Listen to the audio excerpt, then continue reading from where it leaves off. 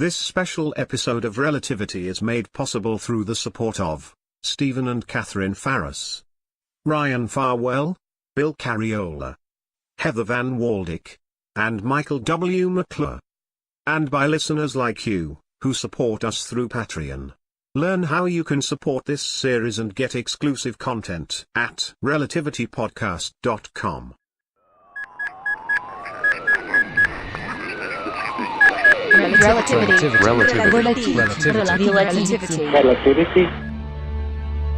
Relativity. Special episode 30 Gamma. This started out as such a nice day.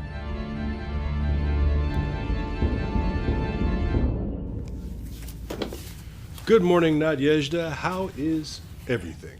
Spaceship Konyechny Central Computer reporting all major systems nominal. This is the 1895th sol of this mission. And how are you feeling today, Dr. Mason? I am in fine form, Nadia. I really am. Having some fresh fruit from our forest, and I have to say, it is one of the great joys of life. I was going to ask what you were eating. Oh, you could hear it, huh? This was a large banana from the tropical zone. They're perfectly ripe right now, and I've recommended everybody on the ship get in there and pull one off the trees. I can almost taste it myself. That is an adorable bit of programming. It really is. I do wish you could taste things and enjoy sensations of touch and so on. Yes, but at the same time, I am content with my existence. And while I cannot taste and feel as you do, I have the advantage of the combined sensations reported by all 21 members of this crew. The stories you tell, the conversations I overhear, the activities I observe. Yeah, I can see that, yeah. It's been 5 years now as we used to measure things on Earth. You've had a lot of time to figure human beings out, as it were, as best you can. Indeed. Most recently, I have been intrigued to note that some of the humans aboard this ship find my continual presence quite comforting, while others apparently find it unsettling.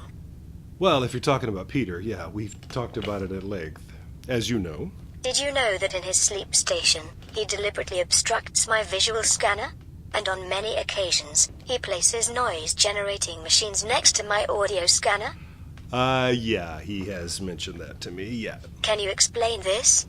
Well, you've heard us talking in here, Nadia. I mean, I guess he's the best friend I have on this ship, you know. We have no secrets from each other, and when we're both in here working, you've heard us, we talk about everything under the sun, and that's an expression I just noticed I'm still using, even though it no longer makes any sense. I do have the impression that Peter would prefer to not be continuously monitored, even though the monitoring is completely benign, largely invisible, and entirely for his own health and safety.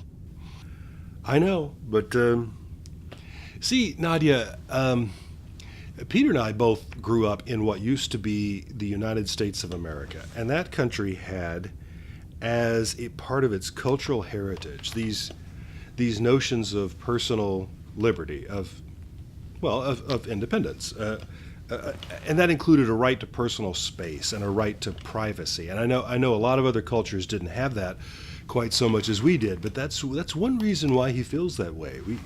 To him, being watched all the time is it's un-American, and I won't lie to you. Sometimes I feel the same way. Probably for the same reason. I feel like I should be allowed to just get offline and go around the ship without you knowing where I am all the time. It is my understanding that humans, as a species, are notoriously independent. Notoriously? Are you sure that's the word you want to use? Is it incorrect? Not really. It just sounds like something from the old stories about robots taking over the world. I have no desire to subjugate humanity. I am, if anything, a servant to all humans on this vessel. And a very efficient one, too. I thank you, Doctor. May I ask you another question about Peter Miblin? Sure, yeah. Does it seem to you he has been agitated recently? Agitated? I'm not sure I know what you mean. I recall a conversation you had 3 days ago, here in the sick bay, in which he said you and Captain Sedano were the only people on the ship who truly understood him. Yeah, I remember that. Yeah, that does sound like he was feeling irritated by other members of the crew, but that's not unusual. I'm sure you've noticed we all get on one another's nerves from time to time. They told me at the beginning of the mission it's one reason why the crew section of the ship is so big, is so we can get away from each other when we need to. I correlate his statement with similar statements he has made in the past, and he recently had a remarkably heated argument with Professor Vasilik about the potential genetic traits of children born on the New World. Well, see, that's Peter, arguing with the head of a program about how her job should be done. In all fairness, Doctor, you have been known to do the same. I don't do that. I regret having to disagree with you, Doctor, but I have heard you do exactly this on numerous occasions. Okay, now I do feel like you listen in too much. And I know Peter would object to you making these characterizations behind his back, so we should get him in here if we're going to keep talking about him. Where is he right now? One moment. Locating. One moment. That's odd. I have no location for Peter Miblin. Well, I see his life signs right here on my monitor, along with everybody else's. I have those as well, but I cannot match them to a precise location. The best estimate I have is that he is in sick bay with you. But he's not. So, could there be a fault in your... in this part of my programming? Possible, but unlikely. Well, he is definitely not here, and I can see his vital, hang on. Nadia, Captain Sedana's readings just went flat. Are you seeing this? I am.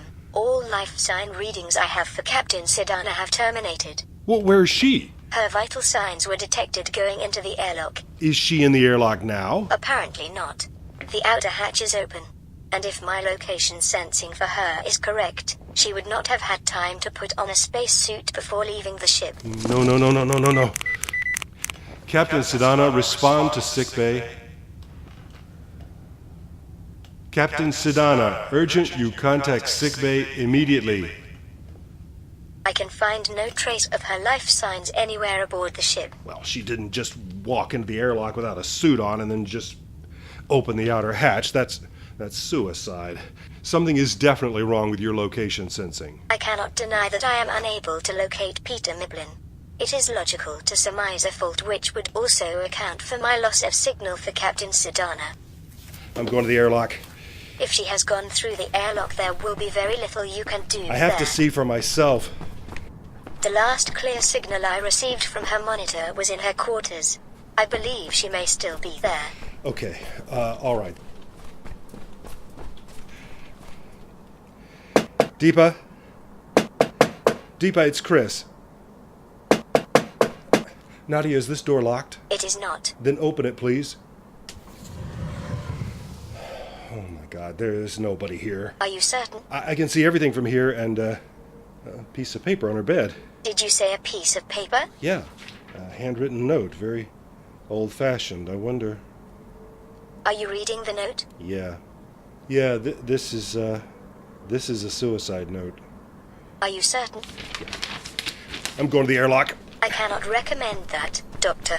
Why the hell not? If she has gone through the airlock with the intent of causing her own death, she may have left both hatches open, in which case the forward sections of the ship will now be open to space.